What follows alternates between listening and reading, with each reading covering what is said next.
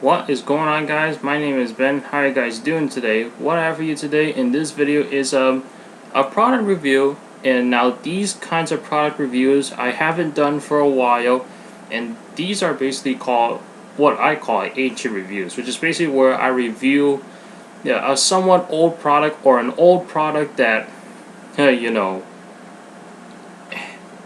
that kind of changed the world for a little bit in terms of like how consumers use smartphones these days, and the iPhone 5 happens to be one of them, because there was just more to it, and that Apple has done, and there were some changes that Apple has done over the previous iPhones that were made before the iPhone 5. Now, where are we currently? Well, before we had the iPhone first generation, iPhone 3G, 3GS, 4, 4S, and we got the 5 right here.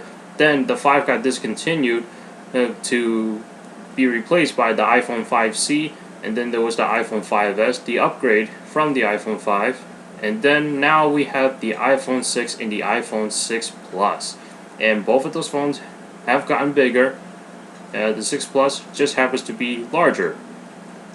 Alright, so before I get into like how this phone affected the consumer, and if it was a good smartphone at the time, I'm gonna go over the specs. So you were able to get this either 1632 or 64 gigabytes, and the height for this phone was 4.87 inches.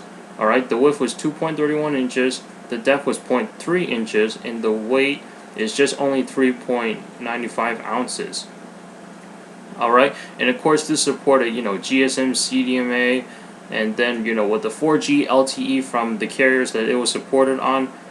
And as far as location services are concerned, it has an assisted GPS with a digital compass, and it also contains Wi-Fi and cellular radios. Now let's talk about the display, which it has a Retina display, which is a 4-inch screen diagonally with a resolution of 1136 by 640 at 326 pixels per inch, 800 by 1 contrast ratio.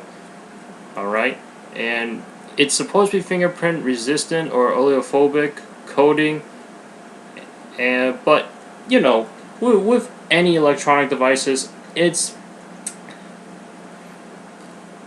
you're gonna get fingerprints no matter what. They keep saying, fingerprint resistant or oleophobic. For me, when I hear resistant, I'm like, it's supposed to get fingerprints a lot?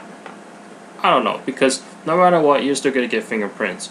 Before I go on with the rest of the specs, now that we're talking about part of the hardware, the screen size itself, let's go over the device itself. So you have your front-facing camera, and actually, next to the earpiece right here, the speaker for when you're holding the phone up to your ear, there's a proximity sensor. You don't notice it on the black version. If you got the white version, then you're definitely gonna see the proximity sensor right there.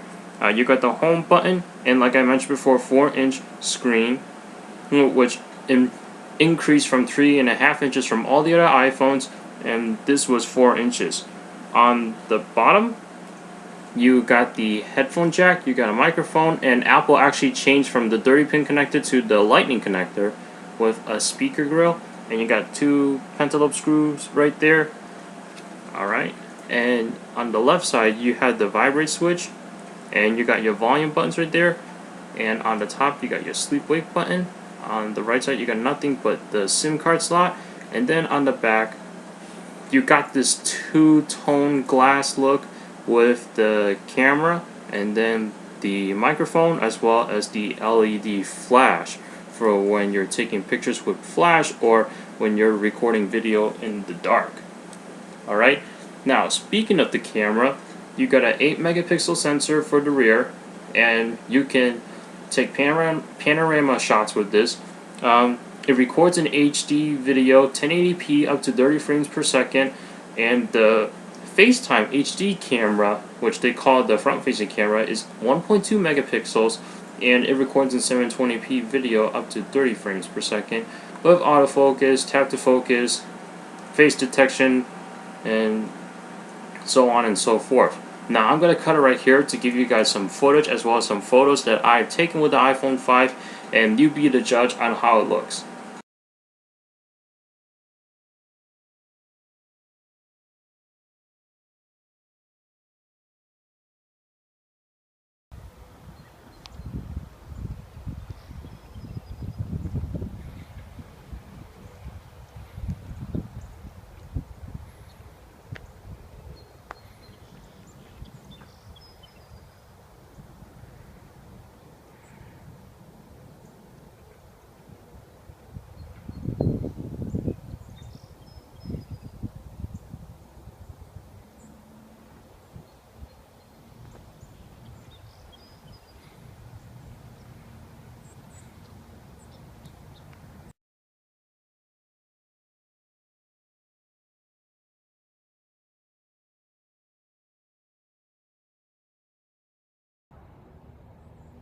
Alright guys, so I'm shooting now on the iPhone 5's front-facing camera, and as you can see, quality isn't the same as compared to the rear-facing camera, but what do you guys think? Is it better than the 4 and 4S at the time? You be the judge. So what do you guys think about the camera? You decide. Alright, now I'm going to talk about battery life. And of course, it's built-in lithium-ion battery, and talk time, you get up to 8 hours on 3G. Standby time, you get up to 225 hours. And for internet use, like I said before, 8 hours on 3G, but also on LTE and up to 10 hours on Wi-Fi. Video playback 10 hours, audio was 40 hours. Alright, and those were pretty much all the other specs out there for the iPhone 5, the main ones. And now I'd like to talk about the iPhone 5 itself and part of its history. Alright, so the iPhone 5 was created after the iPhone 4S with a bigger screen, because a lot of people have been craving for a bigger screen, and I did like the idea of Apple going to a bigger screen versus the 3.5 inch. Here we got an iPhone 4. You can clearly see the difference, and plus the iPhone 5 is much taller than the iPhone 4. And if I put the iPhone 4 on top, yeah, you can definitely notice the bigger screen size. And the iPhone 5 was thinner than the iPhone 4. Not sure you can tell a big difference, but you put them both flat on the table, you can definitely tell the difference when you're looking, on its side, and when you're feeling the middle right here. The 4-inch screen, to me, Apple is, at the time, was starting to listen to their customers and provide a bigger screen. However, I don't feel like the screen was, a huge deal. I mean, it just increased 0.5 inches. To me, when the bigger screen size was a big deal was when the iPhone 6 came out, because that went from 4 inches to 4.7 inches, and the bigger screen for the iPhone 5 at the time, it just made the phone taller. That's how I feel. But on the other hand, it does have a better resolution, better screen, and better home button. I mean, the iPhone 4 home button wasn't too bad, but sometimes it just became unresponsive. Now, I believe that's just only because the previous owner of both these phones used it, and then I don't know what happened there, but I don't know if you can tell the difference between the two Retina displays. The iPhone 5 has a higher resolution, even though they're both Retina displays, but they both are relatively good displays. I don't notice that much of a difference, but you definitely can't see it on camera, but you're definitely not going to notice the difference unless you put these two together. But how often are you guys going to do that? And chances are you probably traded in your old phones just to get the new phone. And how has battery life been? Well, here's the thing. Battery life for me on the iPhone 5 actually wasn't that great compared to the iPhone 4. Now, I don't know if that's because of the software that Apple has been running. I mean, I'm currently running iOS 8.1, and I don't know. This battery percentage sometimes is not accurate. I mean, I had it jump from 35% all the way down to 20%, and then from 20% all the way down to 10%, and then the phone's dead within a minute. And then when I go plug it in the charger, in the lightning connector, phone boots up, and then it goes back to 35%. So, I don't know. I mean, there's nothing wrong with the phone itself currently. It's just the software bug, I think, with the battery percentage. And I'm not sure if Apple is still trying to fix that now, but either way, battery life wasn't too good on the iPhone 5, and I'm not the only one. I've actually have a friend who also has an iPhone 5 with iOS 8.1, and he was having the same issues, and he's like, battery life sucks. Now I want to talk about, the time it was released until it got discontinued. So, surprisingly enough, the iPhone 5 was the first phone to be discontinued within a year. And why did that happen? Because Apple, first of all, their histories with the iPhone release, it's been, okay, let's start with the iPhone 3G. Then there's a 3GS. Alright? Then there's the 4. Then there's the 4S. And here's the 5. Instead, this got replaced with a 5C and then went to the iPhone 5S. Now, how do I feel about this? To me, there was really no point into doing that. I mean, Apple, from what I've heard on rumors, Apple was trying to create a cheaper iPhone, but at the same time, the iPhone 5C is pretty much the iPhone 5 in a plastic shell. So it's kind of got that 3G, 3GS design, but in a block design, kind of like a flat design like this, and the iPhone 4. To me, there was no point for that, because when the iPhone 5C was released, that was not the cheapest iPhone at the time, in terms of the consumers on purchasing the phones, because the cheapest one at the time was the iPhone 4S, then there was the 5C, then there was the 5S. And to me, I feel like they should have just stuck with the 5, because the iPhone 5's design is really great. I mean, you got this stainless steel, aluminum design, whatever you guys want to call it, and it feels really great. It's not like, well, the iPhone 4 also felt great, alright? The difference was that it was glass on both sides, which was the screen, and then you got the back, and then you got, glass versus stainless steel or aluminum. It's great. The thing is, if you drop this one face down, or either way, it's gonna crack. Stainless steel, it'll actually scratch up. And I don't know if you guys noticed, but at the time they called this like the black slate or something. But if you notice, I got some marks right here where the paint is actually coming off. And there's also some right here. I don't know if you can see that underneath my finger. So I don't know what was in the process of developing this phone. I'm assuming they spray painted. I don't know.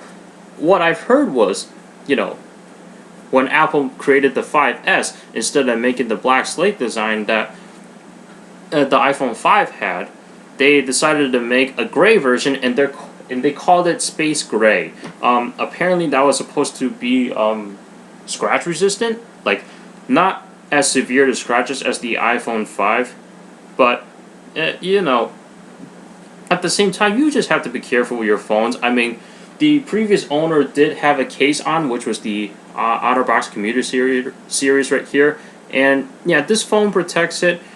It could have been just something, because he did use the phone without a case for a few weeks, because he was trying to, get this case in, and they didn't deliver it, until a week after he ordered it.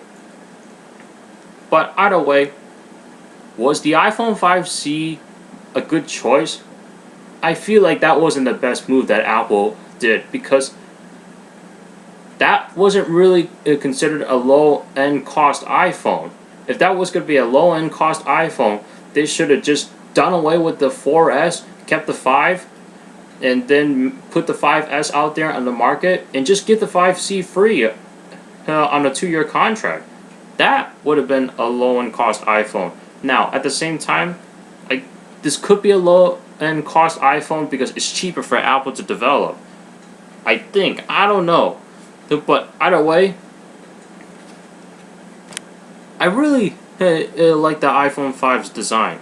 Alright? And I'm glad that they carried that over with the iPhone 5S, and then they sort of carried it over with the, or I shouldn't say sort of, they did carry it over on the iPhone 6 and the 6 Plus, but the difference is that they don't have this two-tone glass effect, and to me, I actually like that. So, but with the new phones, the iPhone 6 and 6 Plus, they have the antenna bands for the NFC, so you can use that with Apple Pay. But overall, was this a good device? It was a good device at the time. And now, as far as the operating system is concerned, you guys may think differently than I do, but to me, the operating system is still kind of stale. But one thing I do like about iOS 8 is that, you know, now I have the option to put my own custom keyboards in there without even having a jailbreak. Alright, as you can see, I got Swift key right here, so iPhone, alright, and is awesome, if I can spell that right. Yeah, okay, there you go. So iOS 8, very cool. So, you know, it just really depends on your taste on which operating system you like. And however, the iPhone 5, even though I say it wasn't a dramatic screen increase, it actually, I feel like at the same time, it actually got Apple to think about what they're going to do with their new phones when they're going to start making them bigger and bigger, because app developers have to go back and re-edit their apps so that way it fits the bigger screen real estate on the new phones. And they're starting to do that more with the iPhone 6 and the 6 Plus. So, on a 1 to 5 scale, this would be considered a 4. The thing is, I'm just not too crazy about the battery life right now, but hopefully that'll change in the next software update. And the phone's running great right now, better than my iPhone 4 right now. But, you know, by the time iOS 9 comes out, and when I update this one to iOS 9, we're probably going to see some, you know, decrease in performance, because iPhone 4 worked on iOS 4, 5, 6, and then it started to crap out on 7. Alright?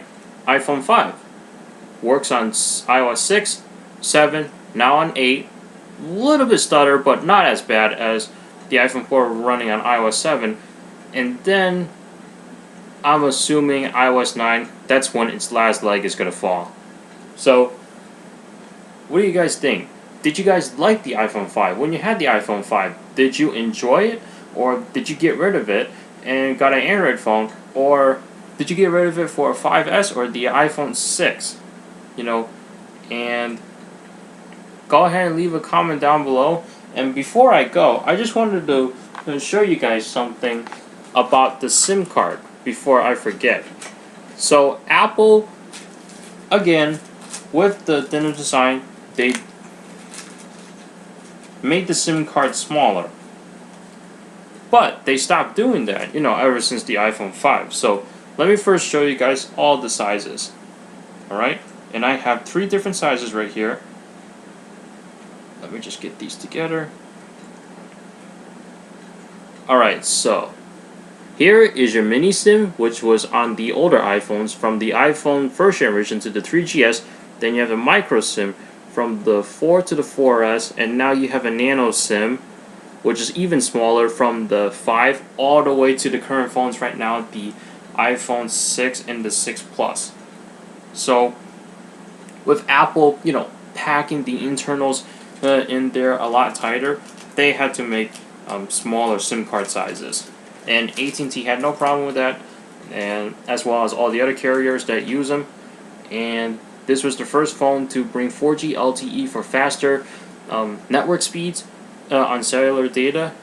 Overall, you know, the iPhone 5, even though it carried the same design as the iPhone 4 and the 4S, it was a huge improvement, and then Apple is expanding on that with the iPhone 6 and 6 Plus.